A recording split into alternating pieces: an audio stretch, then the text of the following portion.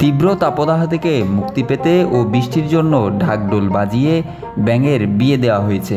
বুধবার রাজশাহী জেলার পবা উপজেলার বুগরৈল খ্রিস্টান পাড়ায় খ্রিস্টান ধর্মাবলম্বী শিশু থেকে শুরু করে বিভিন্ন বয়সের শত শত আদিবাসীরা এই বিয়েতে অংশ নেয়।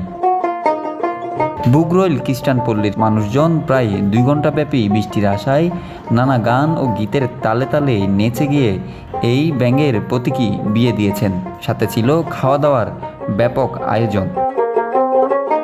গ্রামের একমাত্র চার্চের শিক্ষক আঞ্জলি বিশ্বাস সহ কয়েকজন মিলে এই ব্যাঙের বিয়ের আয়োজন করেন।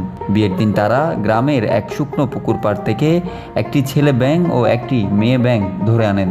তারপর সন্ধ্যায় চার্চে সাজানো ছাদনাতলায় বর ও কনের গায়ে হলুদ অনুষ্ঠিত হয়। এই বিয়েতে বরের নাম রাখা হয় শিমুল আর কনের নাম মেঘলা বিশ্বাস।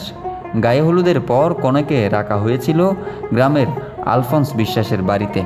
বিয়েতে ব্যাঙ বরের প্রতীকী বাবা সৈকত বিশ্বাস আর প্রতীকী মা ভাবনা বিশ্বাস নামের 2 শিশু।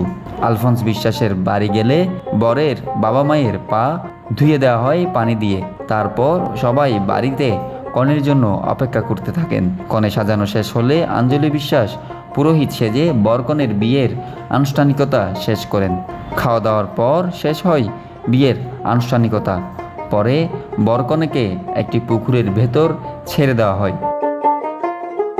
রাজশাহী প্রতিনিধি তানজিলা আক্তারের তথ্যচিত্রে ডেস্ক রিপোর্ট, নিউজ নাও 24।